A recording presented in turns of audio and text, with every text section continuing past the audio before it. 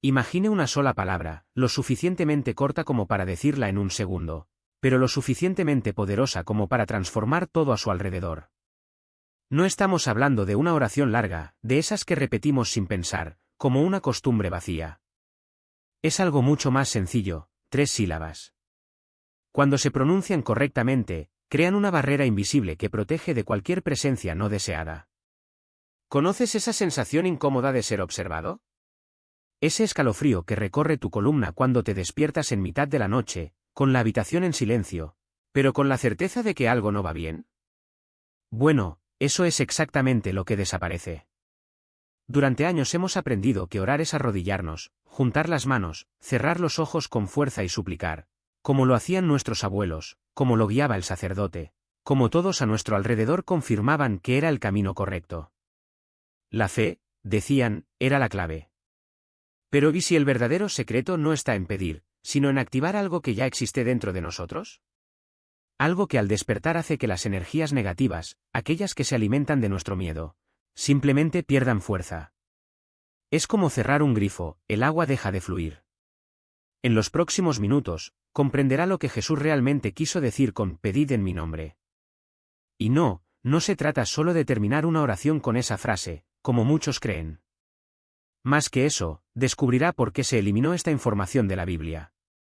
Sí, retirada. Cortar. Apagado. Pero primero, hay un detalle crucial, un jarrón de arcilla roja encontrado en Egipto en 1945. Este hallazgo lo cambió todo. Cuando comencé a investigar textos antiguos, aquellos considerados apócrifos por los expertos, esperaba encontrar solo curiosidades teológicas, cosas interesantes, pero sin mucho impacto. Sin embargo, este descubrimiento en particular sacudió mis convicciones y probablemente le hará lo mismo a usted. La idea de que orar es simplemente hablar con Dios con el corazón abierto surgió en el siglo IV, más precisamente en el año 325, durante el Concilio de Nicea. ¿Has oído hablar de él? Probablemente no, ya que no es una materia común en las clases de catecismo. En ese momento, el Imperio Romano estaba en decadencia, y Constantino, que solo se convirtió al cristianismo en su lecho de muerte, tal vez porque sabía que tenía mucha sangre en sus manos, necesitaba una religión unificada para mantener sus territorios bajo control. La solución más sencilla fue estandarizar la fe, definiendo qué textos eran sagrados y cuáles heréticos. Y así se hizo. A partir de entonces, la Iglesia Católica consolidó esta visión. Los reformadores protestantes ajustaron algunos puntos, pero mantuvieron las bases, y la teología moderna siguió el mismo camino. Durante casi 1700 años nadie lo cuestionó. Después de todo, cuando una institución controla el acceso a lo divino durante tanto tiempo, sus palabras se convierten en verdades incuestionables. Pero hay algo que no tiene sentido. Si orar era solo una conversación con Dios, ¿por qué Jesús pasaba horas en absoluto silencio en el desierto? ¿Con quién estaba hablando? Si bastaba con pedir con fe, ¿por qué enseñaba técnicas específicas de respiración y postura antes de orar? Estos detalles están registrados en textos antiguos. Había tiempos correctos, posiciones correctas, formas de respirar. Si las palabras no importaban, ¿por qué advirtió contra las repeticiones vacías? ¿Y por qué mencionaste un nombre específico que debería invocarse? Un nombre, no una idea abstracta. Un nombre. Se editaron los evangelios canónicos, Mateo, Marcos, Lucas y Juan. Editado. ¿Sabes cuántos evangelios circularon en el siglo II? Más de 50. 50. Y solo 4 fueron elegidos. En 2007, un estudio de la Universidad de Oxford analizó fragmentos del Evangelio de Tomás, el Evangelio de María Magdalena y el Evangelio de la Verdad. Textos que existieron y fueron leídos por las primeras comunidades cristianas. ¿Qué tenían todos ellos en común?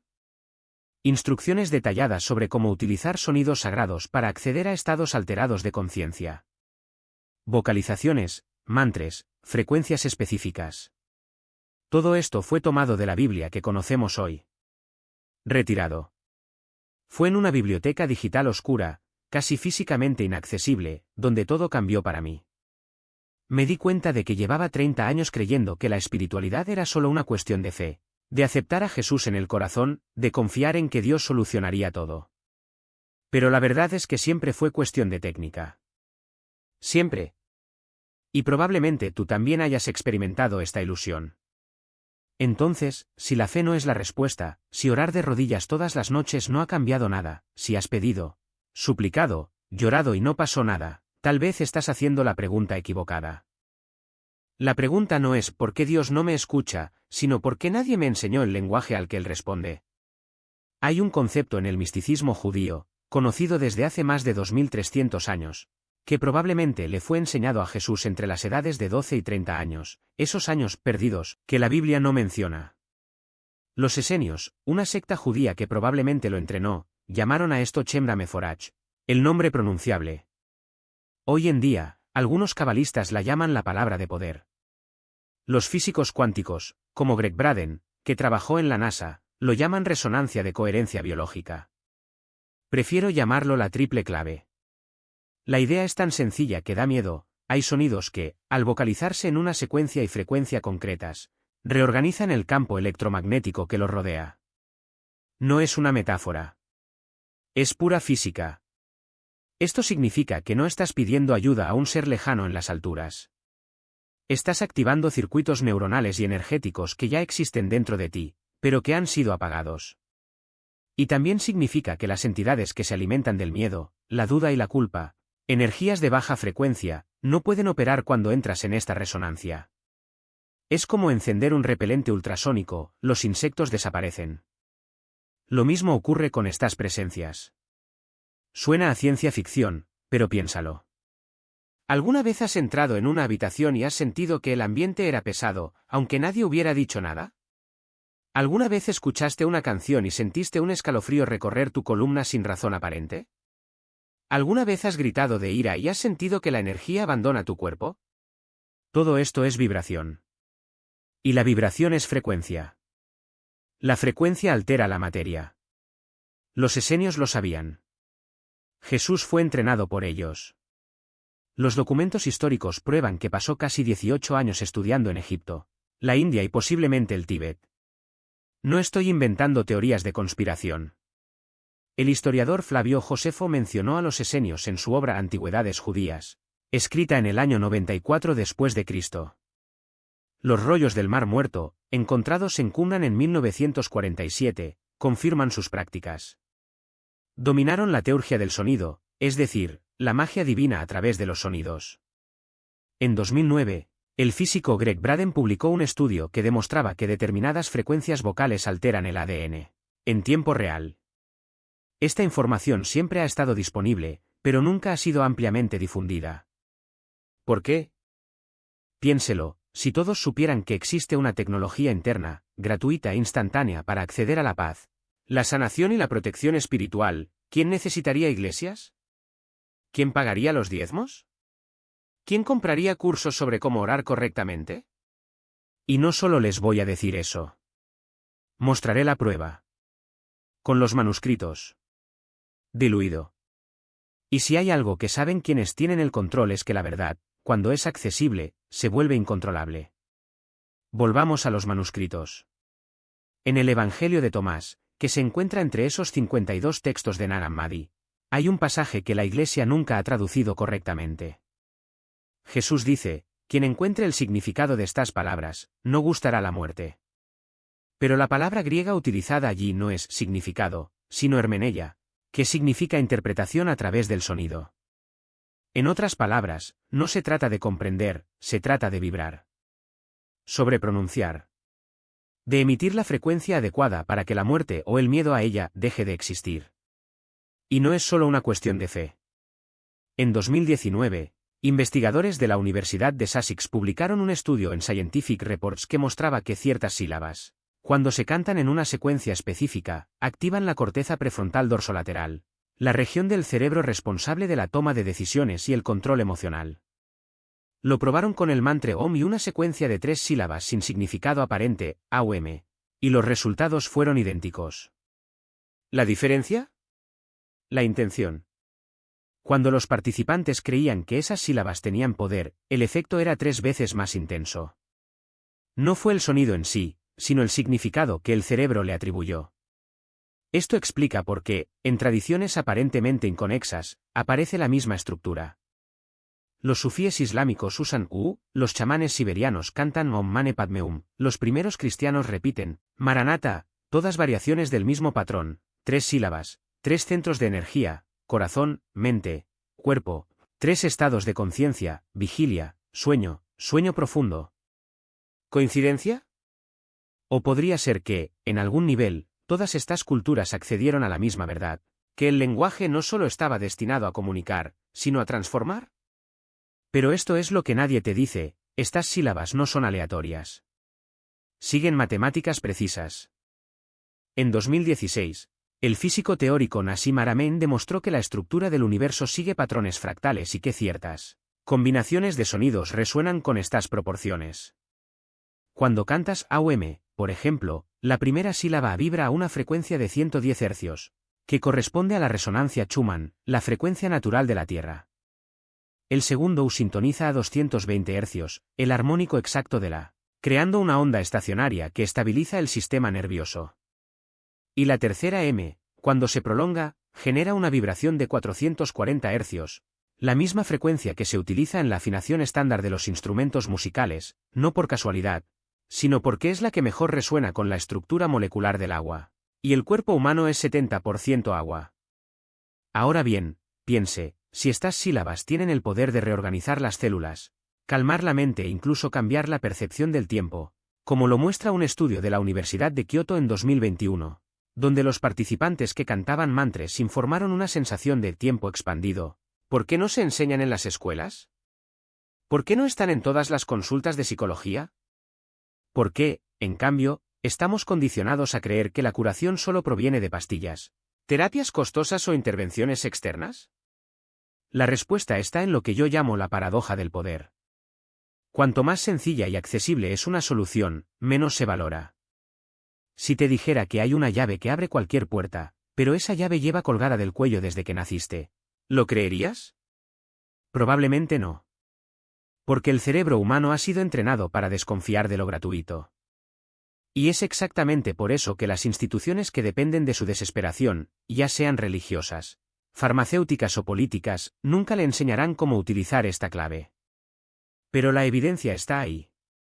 En 2020, el Journal of Evidence-Based Integrative Medicine publicó un metaanálisis con 47 estudios sobre el uso de mantras en pacientes con trastorno de ansiedad generalizada.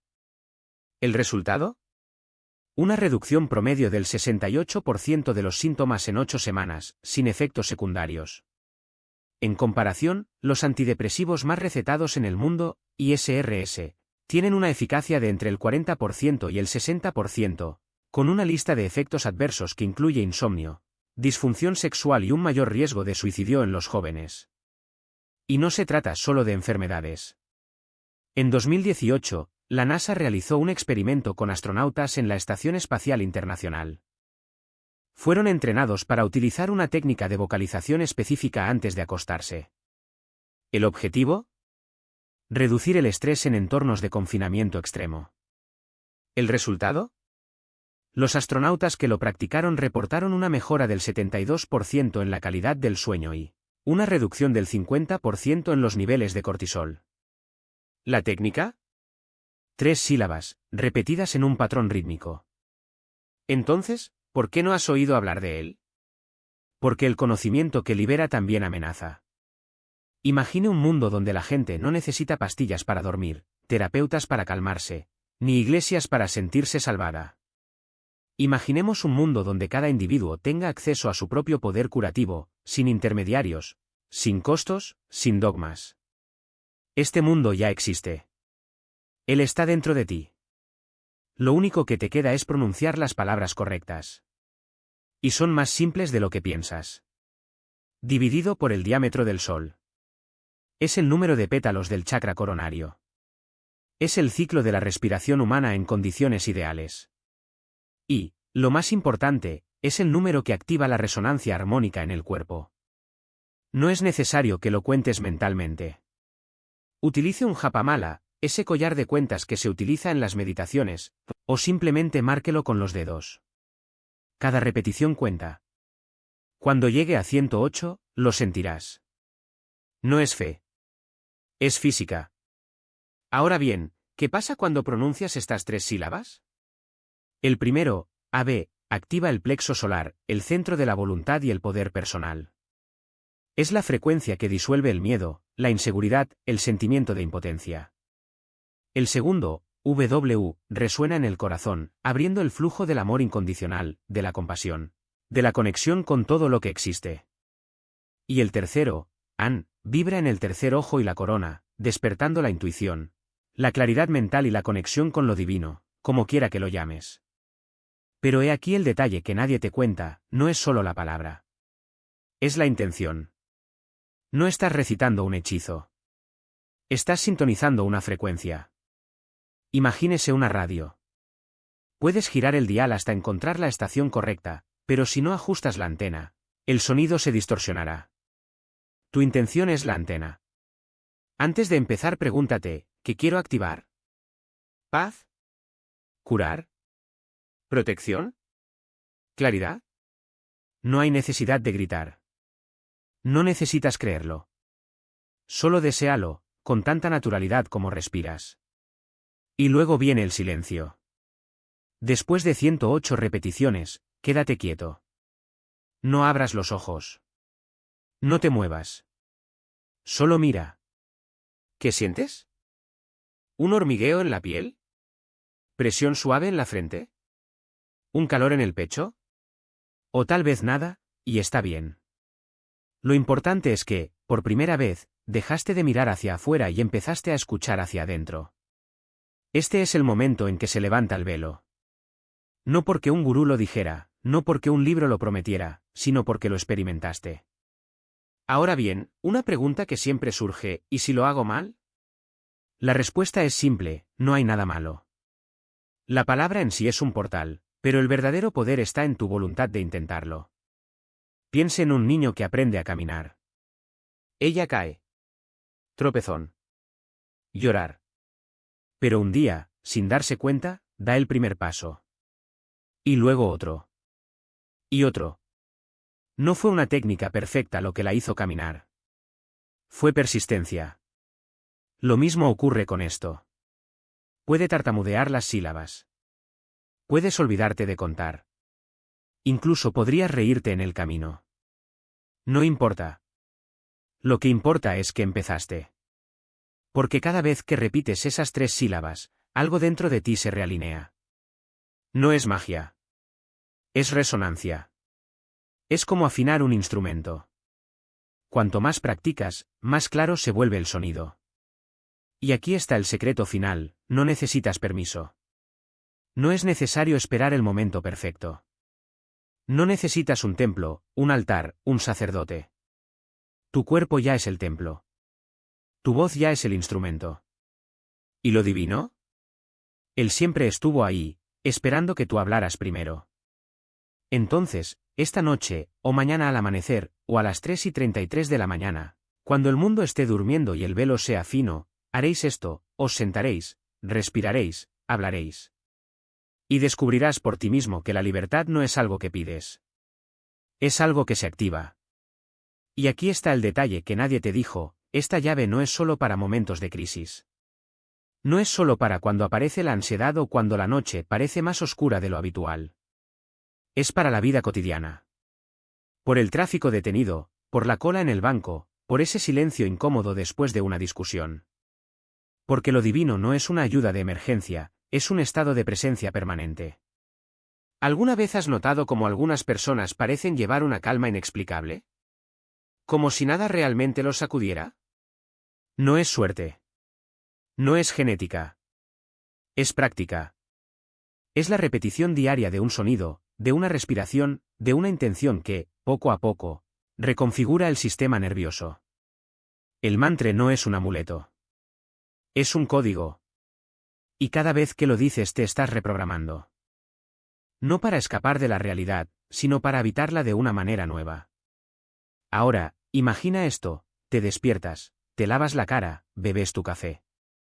Antes de abrir el móvil, antes de consultar las noticias, antes de sumergirse en la vorágine del día, cierras los ojos durante 3 minutos. 3 minutos. Respira hondo, pronuncia las 6 sílabas, siente la vibración en tu pecho. No necesitas nada más. No necesitas velas, incienso ni un altar elaborado. Tu cuerpo ya es el altar. Tu voz ya es el instrumento. ¿Y esos 3 minutos? Ellos determinarán cómo reaccionarás durante las próximas 24 horas. Porque lo que pasa en esos 3 minutos no se queda ahí. Se propaga. ¿Contamina? Notarás que las cosas que solían irritarte, el ruido de tu vecino, el retraso del autobús, el mensaje pasivo-agresivo de tu jefe, pierden su poder. No porque te hayas vuelto indiferente, sino porque te has vuelto inquebrantable. Y esta firmeza no es frialdad. Es claridad. Es saber, en el fondo, que nada de lo que sucede afuera tiene el poder de definir quién eres por dentro. Pero ojo, esto no es un truco de magia. No es como tomar una pastilla y listo, todo mejora. Es como plantar una semilla. Se riega todos los días, aunque no veas el brote. Aunque a veces dudo que algo crezca. Y entonces, un día, miras hacia atrás y te das cuenta de que el árbol ya está ahí, firme, dando sombra. Y ni siquiera recuerdas cuando era solo una semilla. Y aquí está el secreto que los antiguos maestros nunca dijeron en voz alta. No se trata de alcanzar un estado de iluminación permanente. Se trata de darte cuenta de que ya estuviste iluminado todo el tiempo. Pero estaba demasiado distraído para darse cuenta. El mantra, la respiración, la repetición, todas ellas son herramientas para eliminar las capas de polvo que cubrían el espejo. Y cuando el espejo está limpio, ves, no hay nada que buscar. Solo hay algo que reconocer. Así que la próxima vez que alguien te diga que la espiritualidad es complicada, que es solo para monjes en monasterios o para personas con tiempo libre, recuerda esto, ya tienes todo lo que necesitas. La tecnología está ahí, disponible, probada durante milenios. Lo que queda es que tú decidas utilizarlo. Mañana no. No cuando las cosas mejoren. Ahora. Porque ahora es el único momento en que realmente se produce el cambio. Y si lo dudas, si crees que esto es solo otra bonita teoría, haz la prueba. Pruébalo durante 7 días. No necesitas creerlo. Hazlo. 7 días de 3 minutos por la mañana. 7 días de respirar, de pronunciar, de sentir. Y luego dime si el mundo que te rodea no se siente un poco más ligero. Si las cosas que antes te asfixiaban no te parecen un poco más lejanas. Si no te sientes un poco más en control de ti mismo. Porque, al fin y al cabo, no se trata de dominar el mantra. Se trata de dejar que el mantra te domine, en el mejor sentido posible. Que él cuide tus pensamientos, tus latidos, tu forma de estar en el mundo. Que te recuerde, con cada sílaba, que no eres solo un cuerpo que camina. Eres una frecuencia. Una vibración. Una nota en el gran concierto del universo. Y cuando entiendes esto, todo cambia. No porque el mundo exterior se haya transformado, sino porque tú te has transformado por dentro. Y un mundo nuevo nace de una nueva mirada. Es así de simple.